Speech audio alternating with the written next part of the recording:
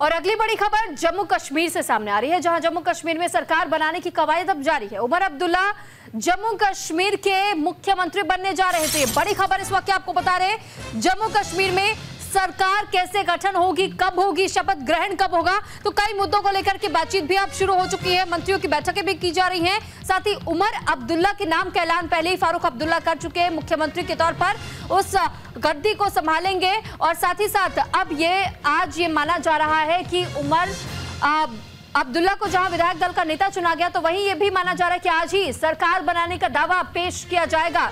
तो जल्द होगी नई सरकार का गठन और साथ ही शपथ ग्रहण समारोह बहुत जल्द होने की उम्मीद है। तो जम्मू कश्मीर विधानसभा चुनाव को लेकर के ये बताया जा रहा था कि नेशनल कॉन्फ्रेंस और जब कांग्रेस ने गठबंधन किया था, पहले से अपनी जीत को लेकर जिस तरह आश्वस्त नजर आई थी और बेहतरीन प्रदर्शन इस गठबंधन ने जम्मू कश्मीर में किया, जिसके बाद से चुनाव जीतने के बाद पहला ऐलान फारूक अब्दुल्ला की ओर से किया गया और यह कहा गया कि मुख्यमंत्री की कमान यानी मुख्यमंत्री की उस कुर्सी पर उमर अब्दुल्ला बैठने वाले हैं। और इसी को लेकर के माना जा रहा है कि आज सरकार बनाने का दावा पेश किया जा सकता है। साथ ही साथ ये भी जानकारी आपको दे दें कि जब नेशनल कॉन्फ्रेंस को बहुमत मिला, जिसके बाद से अब प्रदेश में 10 साल बाद सरकार बनाने की कवायद तेज हो चुकी है।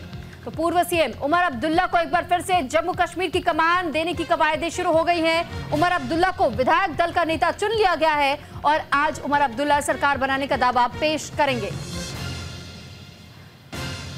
तो फिलहाल देखिए, उमर अब्दुल्ला के नाम को लेकर के पहले से ही ये चर्चाएं तेज थी और ये कहा जा रहा था कि जैसे ही गठबंधन की सरकार यानी नेशनल कॉन्फ्रेंस और कांग्रेस की सरकार अगर सत्ता में आती है जम्मू कश्मीर में, तो ऐसे में उमर अब्दुल्ला वो चेहरा होंगे जो मुख्यमंत्री के पद को संभालेंगे।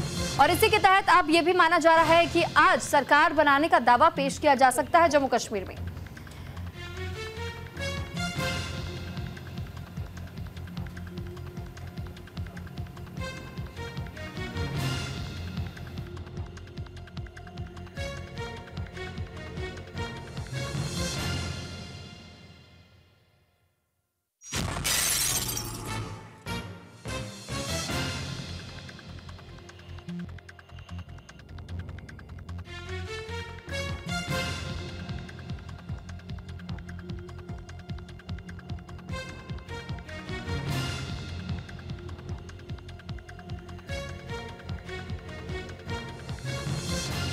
तो देखिए, जम्मू कश्मीर को लेकर के हम जिक्र कर रहे हैं आपसे और साथ ही इस पर ज्यादा जानकारी के साथ इस वक्त हमारे साथ जम्मू से सीधे तौर पर दीपांकर गुप्ता जुड़ चुके हैं।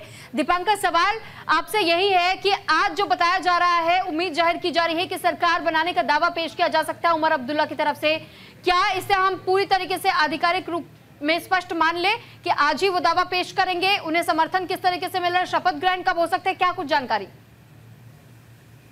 तौर पर कल देर रात की जो डेवलपमेंट्स हैं, कांग्रेस ने भी मैच्योर कर दी है बात और ऐसे में आज आप देखेंगे अलायंस पार्टनर्स कुछ ही देर के बाद सामने आएंगे।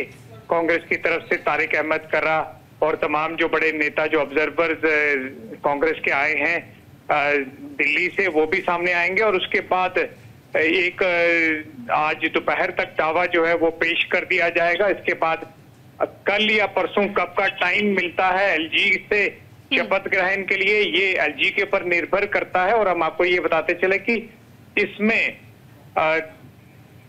जहां तरह एक कैबिनेट रैंक दिया जाएगा कांग्रेस को, क्योंकि यहाँ पे कुल स्ट्रेंथ जो यूनियन टेरिटरी है इसमें 10 है मंत्रिमंडल की, इसमें एक जो है वो खुद चीफ मिनिस्टर होंगे, उनके अलावा 9 मंत्री होंगे और 2 एमएलए को स्पीकर और डिप्टी स्पीकर बनाया जाएगा। स्पीकर का पद जो है वो नेशनल कॉन्फ्रेंस के पास होगा और डिप्टी स्पीकर का पद निश्चित तौर पर कांग्रेस के पास जाने वाला है, ऐसे हमारे सूत्र बताते हैं।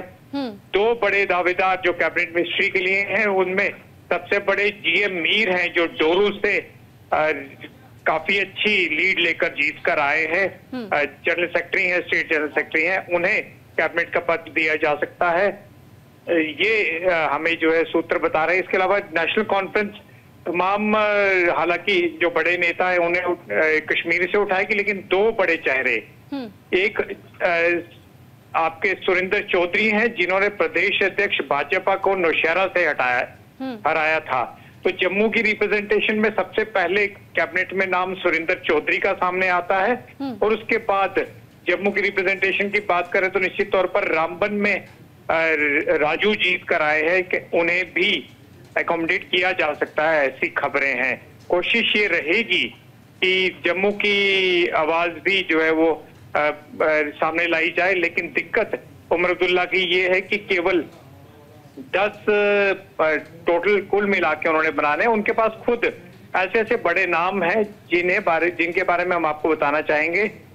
अली मोहम्मद सागर है, 7वीं बार जीत कर आए हैं, और अब्दुल रहीम राथर हैं, 7वीं बार जीत कर आए हैं। मुबारक गुल हैं, 6वीं बार जीत कर आए हैं। कई ऐसे नेशनल कॉन्फ्रेंस के दिग्गज नेता है जो 5-5 बार, एक इन्हें जो है वो मंत्री पद देना पड़ेगा जो इनके अलायंस पार्टनर हैं, और कुलगाम में 5वीं बार जीत कर आए हैं सीपीआईएम की तरफ से, और अपने तारिगामी साहब हैं, उन्हें भी दीपांकर, क्या कांग्रेस की ओर से किसी तरीके की मंत्री पद की मांग नहीं की जा रही है? उमर अब्दुल्ला क्या सिर्फ अपने समर्थकों या नेशनल कॉन्फ्रेंस से ही हर मंत्री पद का बंटवारा करने वाले हैं, और इसको लेकर क्या कोई खींचतान नजर नहीं आएगी? दोनों के बीच में इतनी ज्यादा मजबूत संबंध है, यानी जो गठबंधन हुआ है इस गठबंधन को लेकर के पूरी तरीके से वो निश्चित है? देखिए, 2 चीजें हैं। निश्चित तौर पर अंदर खाते नेगोशिएशंस चल रही हैं। कांग्रेस की ये मानना है कि 2 से 3 जो पद हैं उन्हें दिए जाएं, लेकिन कांग्रेस की जो वास्तविक रिजल्ट सामने आया है उसके चलते बहुत ज्यादा नेगोशिएशन करने की पोजीशन में कांग्रेस नहीं है। एक बात समझना होगा, 4 इंडिपेंडेंट ने ऑलरेडी नेशनल कॉन्फ्रेंस को कल की सपोर्ट लेटर दे दी है, और 42 खुद के नेशनल कॉन्फ्रेंस के साथ हैं। यानी कि 46 का जो जादुई आंकड़ा है, ये तो यही 2 मिला के हो जाता है। ऐसे में ये भी जरूरी है कि कांग्रेस के साथ एक जो अलायंस का जो एक धर्म है उसे निभाया जाए, और नेशनल कॉन्फ्रेंस निभाएगी भी। आप देखेंगे, हो सकता है एक की जगह 2 भी एकोमोडेट हो सकते हैं, क्योंकि 2 बड़े नाम है, तारिक अहमद कर्रा है और जीएम मीर है। इन दोनों को एकोमोडेट करवाने की कोशिश जो है वो कर रही है कांग्रेस, और यही वजह है कि परसों से लेकर कल देर रात तक कुछ बातें जो है वो मैच्योर हुई हैं। आज देखना दिलचस्प होगा कि आज कितनी देर में जाएंगे ये एलजी ऑफिस। पहले इनकी अलायंस जो है वो मीडिया के सामने आएगा, ये पूरा अलायंस।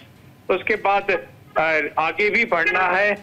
पहले ही साफ कर चुके हैं उमर अब्दुल्ला की वह जल्दी ही स्टेटहुड को लेकर रेजोल्यूशन जो है वो असेंबली में लाएंगे, और फिर केंद्र के पास वो रेजोल्यूशन लेके जाएंगे। ठीक है, लेकिन दीपांकर, साथ ही सवाल ये भी है कि इससे पहले हमने उमर अब्दुल्ला को सुना था, जब मीडिया के सामने वो आए तो वो कहते हुए दिखाई दिए कि जब तक दिल्ली के साथ भी अच्छे संबंध ना हो, राज्यपाल से भी अच्छे संबंध ना हो, तो फिर किसी भी केंद्र शासित प्रदेश में किसी प्रस्ताव को पास करवाना बेहद मुश्किल हो जाता है, चुनौतीपूर्ण माहौल हो जाता है, और हमें वो 60 काट बना करके चलना होगा। इसके लिए अब आगे और किस तरीके के कदम उठाए जाएंगे, कैसी रणनीतियां बनाई जाएंगी? क्योंकि ये तो स्पष्ट है कि इस पर केंद्र सरकार का पहले से ही टेक क्लियर है। जम्मू कश्मीर के राज्यपाल का भी टेक क्लियर था कि धारा 370 की बहाली को लेकर उनका स्टैंड क्या रहेगा, और या फिर हम ये भी कह सकते हैं 35A को लेकर भी पहले ही ये कहा जा चुका था कि किसी प्रकार से कोई परिवर्तन की आप उम्मीद भी मत रखिएगा। तो जब इस रेजोल्यूशन को लाने की बात वो करते हैं, तो क्या रणनीति पहले से है इनके पास? देखिए, यही वजह है। आप देखे होंगे पिछले 3-4 दिनों में लगातार उमर अब्दुल्ला कह चुके हैं कि जिन्होंने 370 और 35A को हटाया है उसे वापस मांगना बेवकूफी है, और अगर हम कहें कि ठंडे बस्ते में फिलहाल 370 और 35A को डालने पर मजबूर है नेशनल कॉन्फ्रेंस, क्योंकि उन्हें एलजी के साथ बना के चलना है। यहाँ पर जब यूटी में एक चीफ मिनिस्टर है तो उसे वीकेस्ट चीफ मिनिस्टर माना जाता है, और ये खुद उमर अब्दुल्ला भी मान चुके हैं ऑन रिकॉर्ड। हम आपको बताते चलें कि इसमें होम मिनिस्ट्री यहाँ पर नहीं होगी, पुलिस डिपार्टमेंट डायरेक्ट एलजी के अंडर काम करेगा। उसके अलावा लैंड्स को लेकर जो मेजर फैसले हैं वो एलजी के पास जाएंगे। यहाँ तक कि तमाम फाइनेंशियल मैटर्स, 1 मिनट में आपका लेना चाहूंगा सिर्फ, अगर मान लीजिए 1 लाख नौकरियां देनी है, या फिर मान लीजिए 200 यूनिट फ्री देना है, इसको लेकर बिल लाया जाता है या कोई ऑर्डर पास किया जाता है, तो फिर एलजी के पास जाना होगा, क्योंकि बहुत बड़ा फाइनेंशियल मैटर है। यहाँ तक हम आपको बताएं, अगर 10 लोगों को भी नौकरी देनी है तो वो भी फाइनेंशियल मैटर है, वो भी एलजी के पास जाएगा। तो फिर कोऑर्डिनेशन करना बहुत ज्यादा जरूरी है, और इस बात को